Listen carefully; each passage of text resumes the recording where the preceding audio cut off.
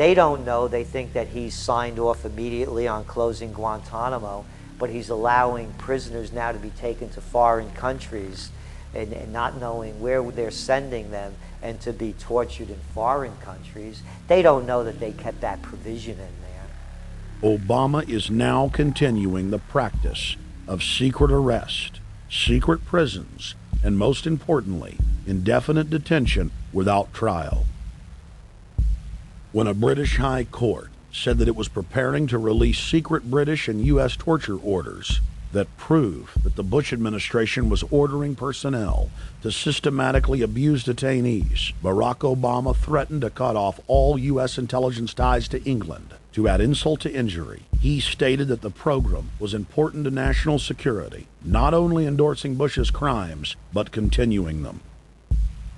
Obama voted for a reinstatement of the Patriot Act. And by his early deeds already, again, as we saw with the issues of retention, he's willing to send people that have been charged with nothing to be tortured to so-called get the truth out of them. If the makers of this film attempted to cover all of Obama's lies, this documentary would never be released because there are new ones every day. So in the interest of time, we're going to cover one more big one. Barack and his handlers made the cornerstone of his campaign, keeping lobbyists and donors out of his administration. Within hours of being elected, Obama did a 180 and filled the White House and federal government with lobbyists and donors at all levels. Obama picked William Lynn, the top lobbyist for Raytheon, to fill the number 2 position at the Department of Defense. Timothy Geithner, former president of the private Federal Reserve Bank of New York, was picked by Obama to be Secretary of the Treasury. Geithner promptly crammed the Treasury Department full of lobbyists, like his chief of staff, Mark Patterson, formerly the top lobbyist at Goldman Sachs. Obama appointed top lobbyist to the Saudi royal family, George Mitchell, as the lead Middle Eastern envoy. Obama appointed the king of Wall Street lobbyists, Leon Panetta, to head up the CIA. Obama tapped Tom Daschle, top lobbyist for healthcare firms, to run the Department of Health and Human Services, and the list goes on and on. Then, 3 weeks into his administration, Obama launched a new lie, more outrageous than the previous. With Academy Award-level conviction, he said that he was upset about the banker bailout, which his own chief of staff, Rahm Emanuel, another former Wall Street executive, had engineered. Obama said that he had signed an executive order capping the CEO salaries of those who had taken the bailout money. There was just 2 problems. All the major banks and brokerage firms were exempt, and the new order only dealt with any future bailouts. And those were to be on the honor system. What gets people upset, and rightfully so, are executives being rewarded for failure. AIG, Bank of America, and Citigroup, which have received billions in bailout money, don't fall under this plan. Only banks negotiating future agreements with the government will be restricted. But this appears to be built on an honor system, and White House Press Secretary Robert Gibbs had a hard time explaining how enforcement would work. Well, let me get, I will get clarification from Treasury on that. Generally speaking, this is already the biggest liar and the biggest disappointment that we've seen in recent history. And again, qualitatively beyond the rather low standards set by Bush the Elder and Clinton in terms of delivering on promises. Bottom line, Obama is a fantastic actor and an even better liar. His track record is clear. He has done the opposite of everything he told the people he would do.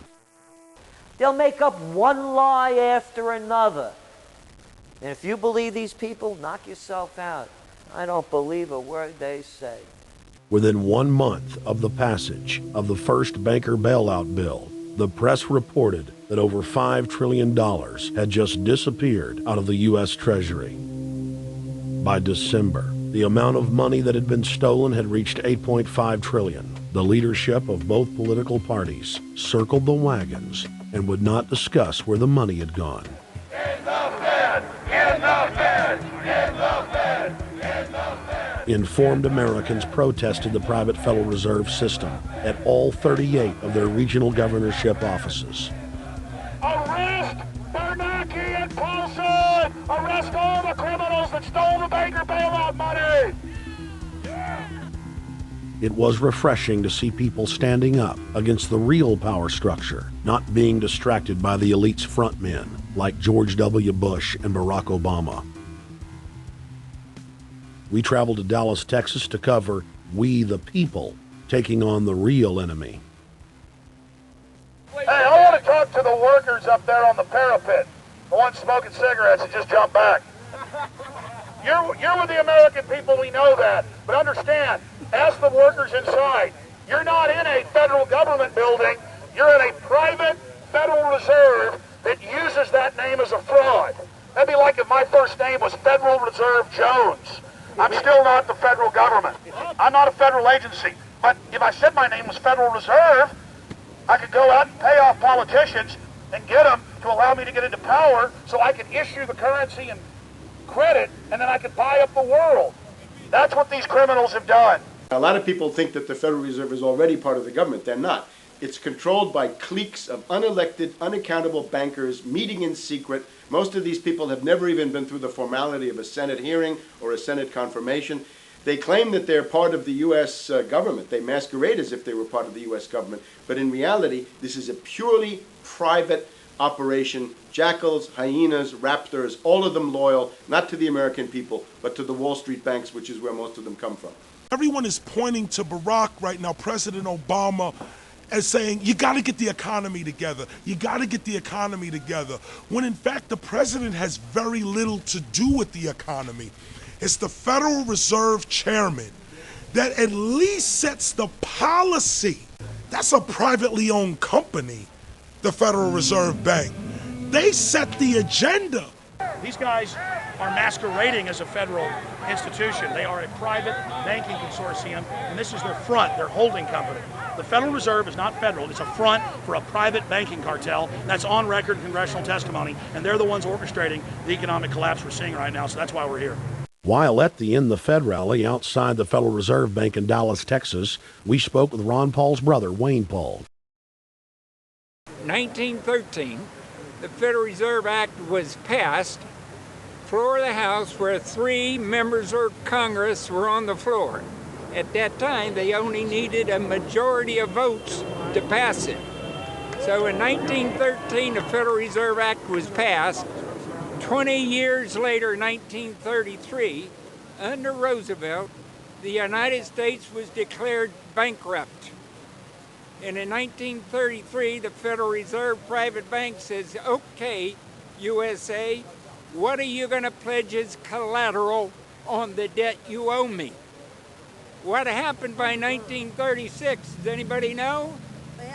We instituted Social Security system, and you and I and our children and our children's children were pledged as collateral on the debt of our government to the Federal Reserve. And that's where we're at today. It took 20 years to make this country bankrupt, and since then, our government has operated under emergency powers of our government. It is not the president that makes the decision in this country. It's the Secretary of Treasury who turns around and is put in there by the Federal Reserve to manage the bankruptcy. We've been in bankruptcy ever since. So to print $700 billion and to give it away, how do they get away with it? The manager of the bankruptcy is told by the Federal Reserve this is the way to go. That's where we're at today. Yes, we should point out, Congressman Ron Paul now has a huge amount of sponsors for a bill in the House of Representatives to abolish the private Federal Reserve crime syndicate. In 1913, the money power of the country was taken away from the people. By constitutional privilege, it belongs with the Congress, but it was given up in the Federal Reserve Act. The Federal Reserve is no more federal than Federal Express, but yet it has the power to determine the direction of use of money in our economy. If we could take that power back and put the Federal Reserve under Treasury, we start to be in a position of being able to control monetary policy on behalf of the United States people.